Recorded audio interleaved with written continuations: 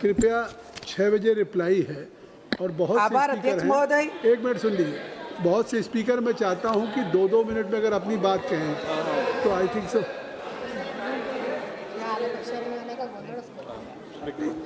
आभार अध्यक्ष महोदय।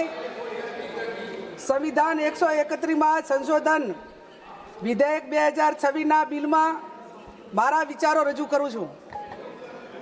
માનનીય અધ્યક્ષ મહોદય, હું આજે એક સંસદ સભ્ય તરીકે નહીં પણ દેશની કરોડો ઓબીસી મહિલાઓના અવાજ રજૂ કરવા માટે કરીને અહીંયા ઊભી થઈ છું।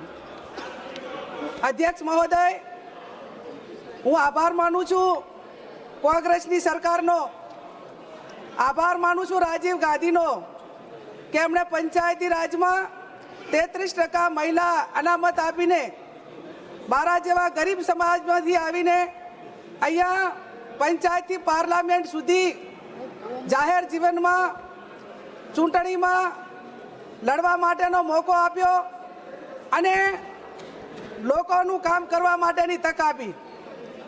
अध्यक्ष महोदय, आज ओबीसी महिला तरीके देशना प्रधानमंत्री पासे अने हमणा मारी साथी महिला संसद सभ्यों भारतीय जनता पार्टीना महिला सांसदों बात करता था कि कांग्रेसनी महिला सांसदों आ बिल ने टेको आपे। तो आपना माध्यम थी हूँ चालू सरकार में जे महिला ओबीसी महिलाओं है एमने विनंती करूँ छूँ के पंचायती राज में एससी एसटी ओबीसी महिलाओं ने कांग्रेस की सरकारे एने आरक्षण आप्યું અને એટલા માટે કરીને મોટા ભાગની મહિલાઓ આજે 78 મહિલા સાંસદ સભ્યો છે આ સંસદમાં, એમાં એસસી હશે, એસટી હશે, ઓબીસી હશે, એ આરક્ષણનો લાભ લઈને પંચાયતથી પાર્લામેન્ટ સુધી અહીંયા પહોંચવા માટેનો મોકો આપ્યો છે।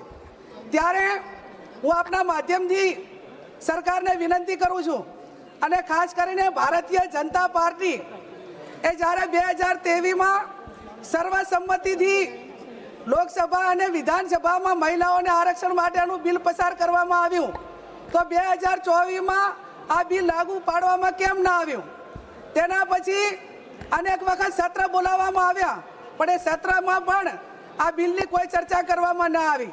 હું આપના માધ્યમથી સરકારને વિનંતી કરું છું કે તમે મહિલાઓને આરક્ષણ આપવા માંગતા હો, એમના હકને અધિકાર આપવા માંગતા હો, તો તમે 2024માં આ બિલનો અમલ કેમ ના કર્યો?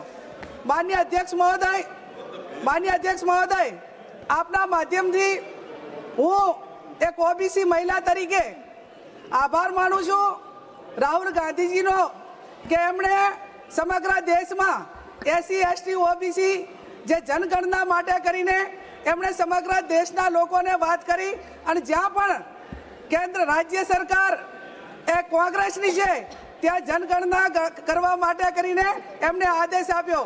હું આભાર માનું તેલંગાણાની કોંગ્રેસ સરકારનો કે એમને જનગણના કરી અને ઓબીસીને 49% ओबीसी राज्यनी अंदर है एने हक आपवा माटेनी वात ए रेवंत रेड्डीनी सरकारे कांग्रेसनी सरकारे कर्यो। माननीय अध्यक्ष महोदय, हूँ आपना माध्यमथी सरकारने कहेवा मांगू छूं के देश में 50% ए ओबीसी जन एनी वस्ती है, 50% ओबीसी वस्ती होवा छतां राज्यनी अंदर ओबीसी समाज ने नहीं बजेट मळतुं अने ओबीसी समाजनी महिलाओने आज आ 33% बिलनी अंदर पण क्या बिलनी अंदर उल्लेख ये ओबीसी महिलाओं ने अनामत आपवा माटेनो करवामां आवेलुं नथी। त्यारे माननीय अध्यक्ष महोदय, आपना माध्यमथी सरकारने हूँ विनंती करूँ छूं के तमे आज बिल लईने आव्या छो ए पहेला जे ते राज्यनी अंदर वस्ती गणतरी थवी जोईए, एनुं सीमांकन नक्की थवुं जोईए અને सीमांकन नक्की थया पछी जेनी जेटली वस्ती छे एना प्रमाणमां एने अनामत आपवी जोईए।